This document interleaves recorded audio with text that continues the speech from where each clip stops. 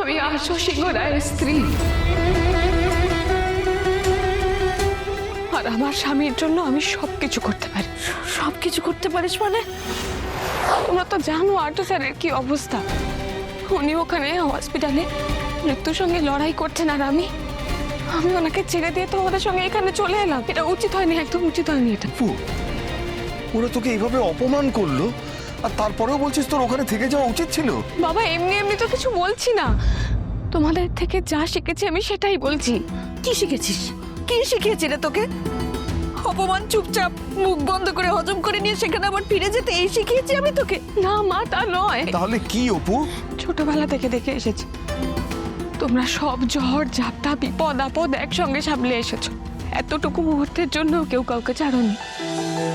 তাহলে আমি কি করে আর্য স্যারকে এই অবস্থায় ফেলে চলে আসি? আমি বুঝতে পারছি তোর কষ্ট হয়েছে অপু, কিন্তু ওরা তোর দিকে যেভাবে অভিযোগের আঙুল তুলছিল সেটা তো আমারও খারাপ লেগেছে।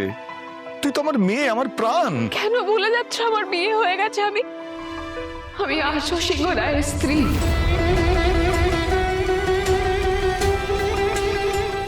আর আমার স্বামীর জন্য আমি সবকিছু করতে পারি।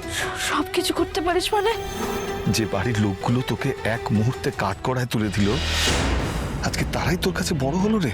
আবার তুই ওখানেই ফিরে যেতে চাইছিস। আমাদের ভালোবাসার কোনো দাম নেই রে অপু। বাবা পরিস্থিতিটা একবার ভাবো, কারোর কি মাথা ঠিক আছে তুমি বলো? এখন যে যাই বলুক সেটাতে খারাপ লাগলেও আমি মনে নিয়ে বসে থাকবো? মা মা তুমি অন্তত বাবাকে একবার বোঝাও, সমস্যা হলেই সবকিছু ফেলে দিয়ে এরকম করে চলে আসাটা সমাধান হতে পারে না।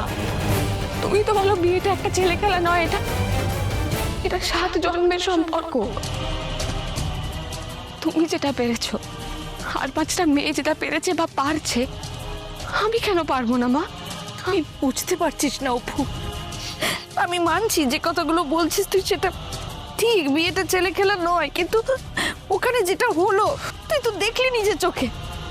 আমাদের আর সাহস হয় তোকে ওখানে পাঠানোর? গো তুমি একটু বোঝাও না মেয়েকে। আমি আর কি বলবো বলো, কিচ্ছু বলার নেই আমার। মেয়ে আমাদের বড় হয়ে গেছে শুনি, তার থেকে বড় কথা পর হয়ে গেছে। বাবা না বাবা, বাবা আমি এখনো তোমার কাছে সেই ছোট্টটি আছি, তোর আদরের অপু, ছোট্ট অপু। তোমরা আমার মা বাবা।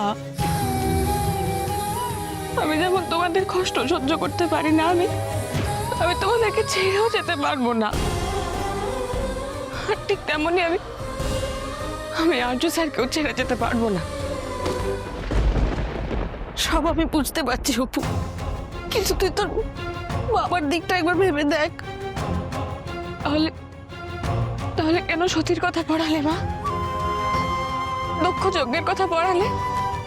আমার হয়তো সেই ক্ষমতা নেই যে স্বামীর নিন্দে শুনে আমি মরে যাব, কিন্তু এইটুকু জেনে রাখো, ওনার নামে খারাপ কথা শুনলে আমার আত্মা কেঁপে ওঠে।